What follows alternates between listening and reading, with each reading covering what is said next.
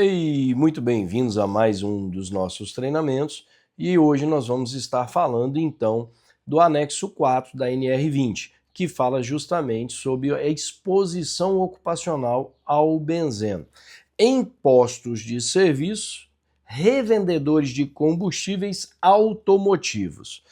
Bom, a intenção é o quê? Treinar e capacitar de acordo com a portaria número 427 de 7 de outubro de 2021. E aí depois tivemos algumas alterações, mas nada que influenciasse no nosso conteúdo. Pessoal, qual a intenção? Fazer com que vocês saiam daqui capacitados. Depois desse treinamento, vocês vão poder, então, trabalhar em qualquer setor, né? Principalmente com relação a postos de serviço, mas não somente postos de serviço. Locais onde há armazenamento de benzeno, onde há armazenamento de combustíveis, transporte de combustíveis. Então, dependendo da área que você for trabalhar, se exigir que você faça o anexo 4, que trata do benzeno, nós vamos, então, estar sendo útil, aí esse treinamento vai estar sendo útil a você. Vale lembrar, benzeno é um produto cancerígeno, presente na gasolina. Então ele faz parte da constituição da gasolina. Para se ter gasolina, precisa de benzeno. Os riscos de exposição.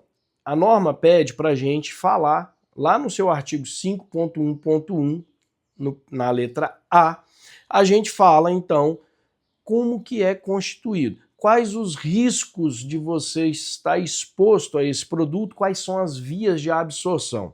Então o benzeno ele é um hidrocarboneto que serve de base para a formulação de outros hidrocarbonetos que constituem o combustível, a gasolina. Então ele está presente, né, na forma de um hidrocarboneto, ele ajuda na constituição de hidrocarbonetos aromáticos e é a base para esses hidrocarbonetos. Então ele é característico, tem um cheiro característico, ele é encontrado para 100%. Se você tiver 1 litro de combustíveis, 100 ml de combustível de gasolina, 1 ml apenas é benzeno. Então ele é muito pouco, precisa de pouquíssimo produto, né, para poder formular a gasolina, mas ele é essencial, é ele que faz com que haja aquela queima, com que o carro desenvolva bem. Então a gasolina, para ser boa, precisa do benzeno. Se não precisasse dele, já teria sido eliminada há muito tempo, porque o benzeno ele traz uma série de complicações para quem trabalha com esse tipo de produto. Muitos riscos. Ele se apresenta como um produto incolor, lipossolúvel, ele é volátil, é inflamável, ele tem um odor característico e ele é perceptível apenas numa pequena concentração de 12 partículas por milhão, 12 ppm.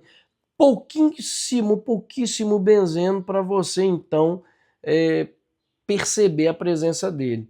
Né? Então, a concentração muito baixa. Alguns produtos precisam de uma concentração de ppm muito maior para poderem ser notados, observados. Já o benzeno não. 12. Em 1 milhão de partículas, apenas 12 partículas para a gente poder, então, ver o benzeno, sentir a presença dele.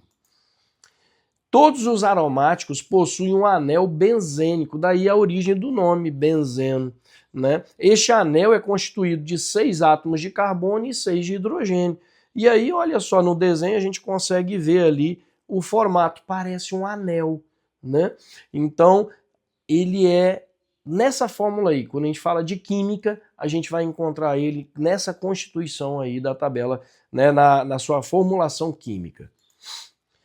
Então, nós temos na constituição da gasolina hidrocarbonetos saturados, olefínicos, aromáticos, temos a presença do álcool etílico, do benzeno e também de aditivos necessários aí para poderem fazer um combustível de qualidade.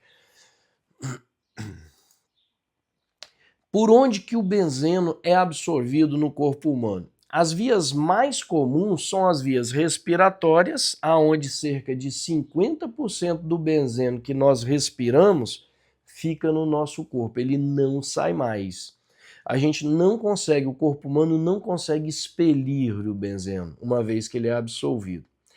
Via cutânea, a pele, 5 a 10%, a pequena proporção do benzeno que cai na pele vai então para o organismo e vai aí também causar uma série de malefícios. É importante lembrar por que o frentista, por que o trabalhador não pode trabalhar com uniforme sujo de combustível. Porque enquanto está úmido, esse combustível vai estar em contato com a pele e vai acabar então sendo absorvido. Então é importante, quando há contaminação, fazer a troca do uniforme, né? A limpeza, lavar a pele. A lavagem, a gente vai falar sobre isso ainda, mas aí cerca de 10, 15 minutos de água correndo com sabão neutro. Então não é só ir lá e jogar água na mão, passar um sabãozinho, não. É bastante tempo para poder descontaminar. E aí a importância também de adotar procedimentos operacionais na hora que você estiver trabalhando num local onde haja a concentração de benzeno. É importante se posicionar sempre a favor do vento, é importante evitar sentir o odor característico, aquele cheirinho. Quantas pessoas, né, chegam num local e falam assim, nossa, eu adoro o cheiro de gasolina, não sabendo elas do grande risco que estão correndo, do grande malefício que esse produto traz para a saúde delas. Menos comum, por onde o benzeno entra no nosso corpo, a forma menos comum seria a ingestão. Então a gente ingere benzeno. Mas como que vai ingerir benzeno? Uma das formas seria por alimentos, água contaminada. Então eu estou consumindo alimentos que foram irrigados por água contaminada ou ingerindo água também contaminada por benzeno. Imagina uma empresa onde haja a captação de água de um poço artesiano. Nossa, a água aqui é maravilhosa, a água aqui é natural, mais limpa do que da empresa de saneamento. E aí, quando você vai fazer uma análise dos produtos químicos, você encontra lá a concentração de benzeno. Difícil às vezes de perceber, mas que pode ali acabar ao longo do tempo trazendo uma série de malefícios para o organismo humano. Outra forma, disposição inadequada. Então, quando os resíduos contaminados são eliminados, descartados no meio ambiente de qualquer forma, sem o seu manejo, né, todo produto contaminado precisa passar por uma reciclagem, uma destinação final. Não pode ser jogado em qualquer local, depositado em qualquer local. E aí, quando isso ocorre, também pode haver aí a contaminação, né, de água, de solo, e aí, consequentemente, voltamos àquele problema.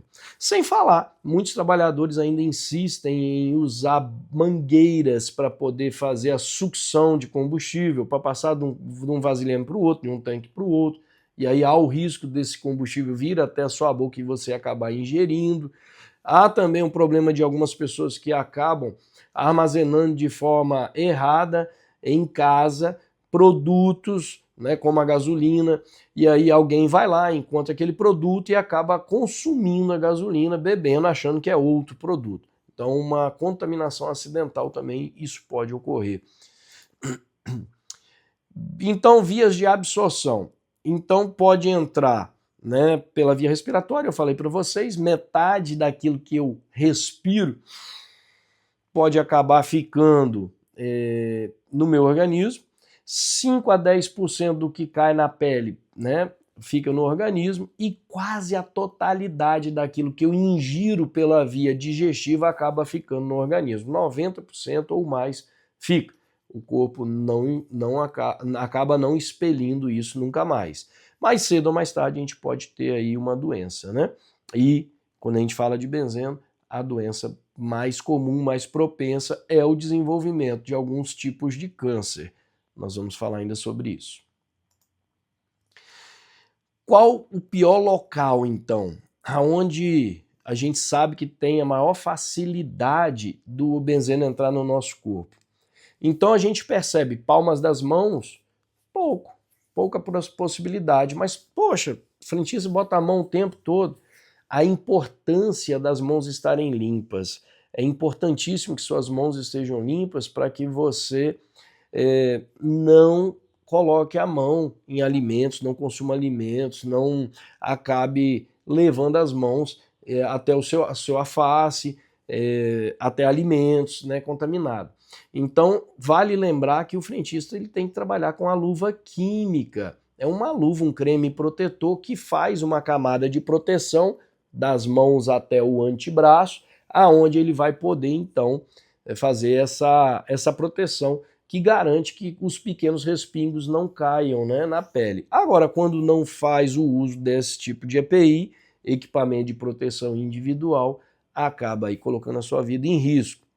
50% do benzeno, eu falei, vias respiratórias. 50% do que eu respiro fica no corpo, né? Então, essa região da face é uma região também de bastante exposição, de bastante risco, aonde pode aí haver bastante absorção do benzeno.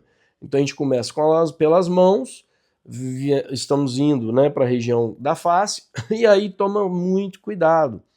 Por quê? Poderia estar usando máscara, né, para poder abastecer, né, o frentista poderia trabalhar com máscara, mas isso causaria um incômodo muito grande. Para evitar que ele use máscara, ele precisa adotar procedimentos. Então, esses procedimentos têm que ser bem claros, inclusive constantes na NR20, né, lá no prontuário da NR20, aonde vai estar falando sobre a importância de se seguir procedimentos operacionais claros, bem explicados, para que o frentista saiba como utilizar, como usar os devidos EPIs e quando utilizar. No caso do abastecimento, ele precisa se afastar da exposição, então ele precisa estar longe da exposição do benzeno, né? Então tá sentindo o cheiro é porque você está na posição errada, se posiciona melhor para não sentir nenhum tipo de odor do combustível, evitando dessa forma que haja contaminação do seu corpo, tá bom? E vale lembrar que tem aí uma normativa que já foi adiada, né, algumas vezes, aonde os postos vão precisar implementar sistema de sucção. Então eles vão precisar puxar todos esses vapores que saem na hora do abastecimento e direcionar eles para o tanque, evitando que esses vapores atinjam então o meio ambiente, o rosto dos colaboradores que estão ali trabalhando com um produto, né, altamente cancerígeno. Qual a pior região do corpo? Qual a região com a maior absorção? O local mais fácil aonde o benzeno acabar entrando no seu corpo? Justamente a região escrotal. É essa região, né, no meio das pernas, região ali perto das virilhas, e aí nós temos uma região aonde pode ali haver sim muita contaminação. Por quê? Muitas vezes o colaborador, principalmente frentistas, quando eles vão trabalhar, eles vão abastecer, eles acabam se posicionando na frente, muito próximos do local do abastecimento, do tanque do veículo, né? Então, quando há pequenos respingos, esses respingos acabam indo para essa região. Se houver transbordo, se houver um problema mecânico do carro ou do bico de combustível, pode acabar voltando o combustível do tanque e esse combustível atingindo essa região, que é uma região muito fácil de se expor. Quantas vezes nós vemos, quando nós passamos por um posto de combustíveis, posto de serviços, quando a gente passa e percebe um colaborador abastecendo o veículo, debruçado, ele coloca a mão sobre o veículo, se debruça e fica justamente com essa região exposta, muito próxima do tanque de combustível. Então, mais uma vez a importância, derramou combustível, contaminou a roupa, corre para o banheiro, tira a roupa, se lave 10 minutos, 15 minutos de água corrente, sabão neutro, vai passando sabão e água corrente para tirar, tentar remover ali o excesso. E aí depois coloca roupas limpas para poder continuar o seu trabalho. Não pode ficar trabalhando com roupa contaminada, não é mesmo? Outra região onde está propenso também, né, a entrada de benzeno no organismo, mas é pequena proporção, assim como as mãos, 5 a 10%, região dos pés e tornozelos. Também pouca possibilidade de entrada, mas também pode se absorver benzeno por aí. Lembrando que se for por aí vai ser pela pele. Então sujou a botina, sujou o calçado, é importante fazer a limpeza, lavar, não ficar trabalhando com aquele calçado molhado, porque ele pode acabar indo, né, a contaminar o seu corpo, tá bom? E aí, média, assim como a região da cabeça, nós temos a região do antebraço e as costas, né? Essa região que está aqui. Essa região, por exemplo, é uma região também onde há uma média possibilidade aí, média absorção. Então, o risco é médio, né? De você ter aí absorção de benzeno por essas regiões. Então, lembrando, mãos e pés, baixa. Antebraço, cabeça, costas, né, e cabeça, média. Médio risco. Já na região escrotal, próxima à virilha, alta probabilidade, é grande a possibilidade de você adquirir benzeno por essa região. É uma das regiões mais propícias, né? É a região mais propícia para você, então, ter contato com benzeno. E aí, quando a gente fala de exposição, a gente tem que lembrar o seguinte: quando eu tenho, né, o risco de me expor, do benzeno me contaminar mãos e pés, eu tenho um risco de 5 vezes maior na região da palma da mão e no tornozelo do que no pé. Então, o pé, comparado com as mãos, 5 vezes mais chance de me contaminar pelas mãos. Quando eu comparo neste gráfico pé, né, costas e antebraço, né, região dos braços, 10 vezes pior do que o pé. 10 vezes mais chance de eu me contaminar, então, pelo braço e as costas do que pelo pé. Subindo no nosso gráfico, olha só que loucura. Região da cabeça, 34 vezes mais do que nos pés. Então, a região da cabeça é uma região 34 vezes com maior risco de contaminação do que o pé. E a região escrotal? Já no caso da região escrotal, ó o tamanho desse gráfico. 300 vezes pior, 300 vezes mais chances do que na região dos pés. Ou seja, a região escrotal está 9 vezes, quase 10, né? 9 vezes pior do que a cabeça. Então, muitos colaboradores pensam que a chance de se contaminar maior é na região da cabeça, é nas mãos. Pelo contrário, a região escrotal é muito pior. Ela dá de 9 a 0 aí, praticamente, uma conta rápida, do que na região da cabeça. Então, previna-se. Como que eu devo me prevenir? Me posicionando, ficando a favor do vento, evitando a aproximação, não precisa ficar colado no veículo. Os bicos precisam ser automáticos, justamente para mim armar o bico e me afastar do local do abastecimento. E aí eu, então, garanto a minha segurança. Riscos de exposição ao benzeno. Então vamos lá. Alguns estudos, isso é importante, tá? Indicam que a exposição intermitente, de vez em quando, você trabalha, por exemplo, no administrativo, de vez em quando você vai na pista de abastecimento ou num local onde há armazenamento desse tipo de produto, e aí você acaba sentindo odor, se contaminando de alguma maneira, né? Então, alguns estudos indicam que essas pessoas que não estão em contato direto com o produto o tempo todo, elas podem adquirir o benzeno. Então, elas podem adquirir com muito mais facilidade o benzeno no seu organismo do que pessoas que estão ali trabalhando todos os dias. O que influencia nesses estudos? Uma série de fatores. Dentre eles, por exemplo, o fato de você estar trabalhando no ADM e você não usar o EPI, não usar a luva química. E aí, quando você precisa atender de forma emergencial, você sai para fazer o atendimento e aí você não estava usando o EPI, a luva química. Isso é só um exemplo, né? Claro que são vários fatores que levaram a essa conclusão. Esses estudos também, alguns estudos mostram que mesmo que se eu trabalhar pouco tempo num local, mesmo que eu me exponha por pouco tempo, eu posso ter mais doenças do que uma pessoa que trabalha o tempo todo. Então não é porque eu trabalho o tempo todo com combustível que eu vou ficar doente, não. Às vezes uma pessoa que teve pouca exposição acaba ficando doente muito mais facilmente do que eu. Nós vamos falar sobre isso ainda. Então, por que a gente percebe ali nos estudos também? Que não há limite de exposição para você adquirir doença. Então, a qualquer momento, você pode adquirir a doença.